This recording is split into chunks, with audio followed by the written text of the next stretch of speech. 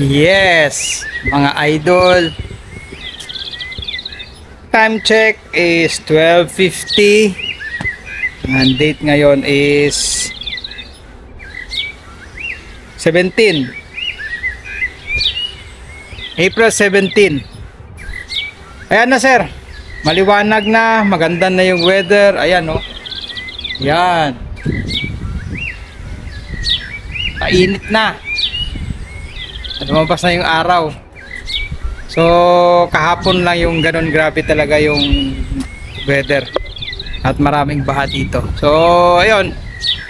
Ngayon duty na kami. Timing din. Kaya mga idol, samahan nyo kami. Mag duty na tayo. Sana wag na umulan. Sana tuloy-tuloy na to.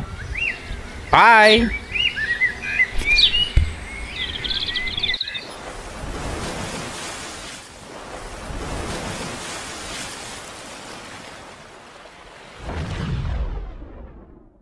Okay, so ayun.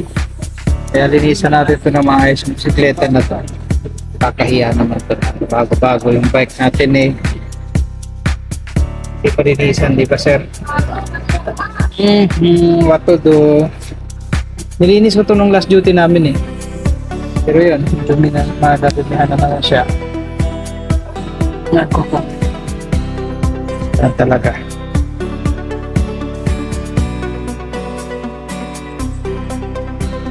Ito. Okay, so mga idol, ito na. Start of the week. Kaya back to linis tayo ng bisikleta mga sir. Kasi nga dumihan nito isang ano dito eh. Kahapon pa naman umulan. Kaya kailangan linisin. Ayan. So punas-punas lang naman eh. Ayan. Tapos itong bagay marami pa akong lilinisan kasi nga umulan kahapon.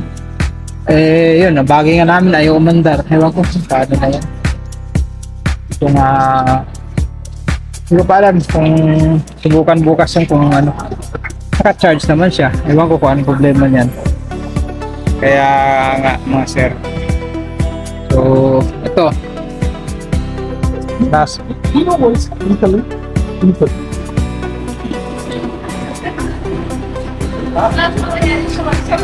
ayan mga sir. So inalinisin natin ito para naman bago yung bike natin, di malinis, di ba? Kaya yun. Okay, so yung isang bike na rin. Teka, ito kailangan ko rin linisin ito.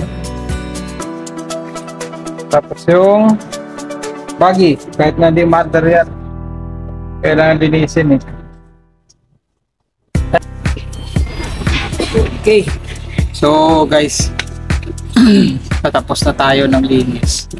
Yan, inubos ko na yung linis yung apat na bisikleta. Ayun po. So ayun, ano ba, na punas-punas naman ginagawa ko eh. Kasi pag hindi mo ito pinunasan eh, talagang dudumi talaga to. So tama-tama to, ano, 4 days na ano, ewan ko kung mali. Sa sunod ko na naman dilinisin to. Next na pasok ko na naman ang first day para sulit naman ba. Baka malampang ito. Kailangan ko ng higpitan ito.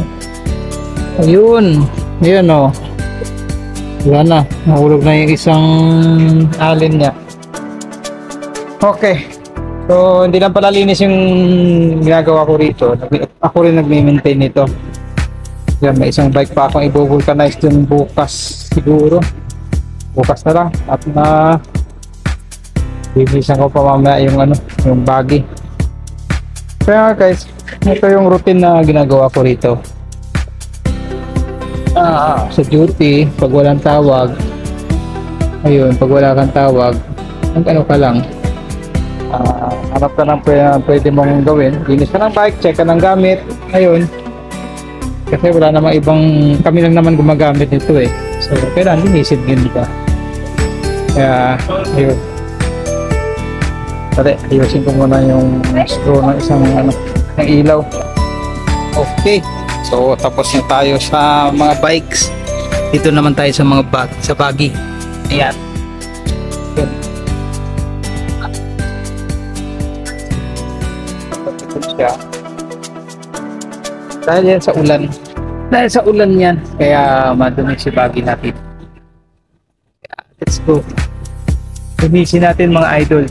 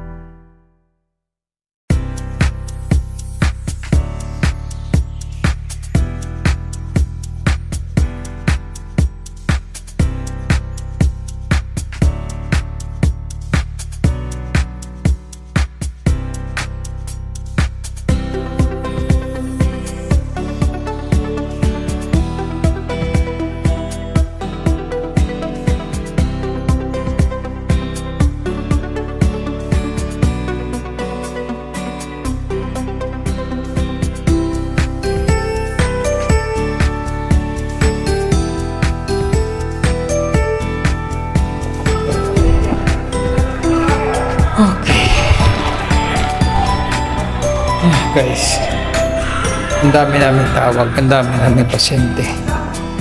Ay, ito na, nakarating na rin. Ang layo pa ng inikutan namin kasi may mga saradong kalsada. Ay, kaya wala, ito ay tapos na rin yung duty sa wakas.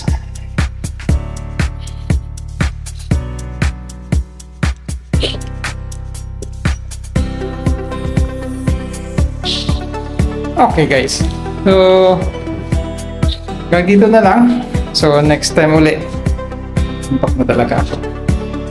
Pagod ako, ang dami na yung pasyente. Okay, bye!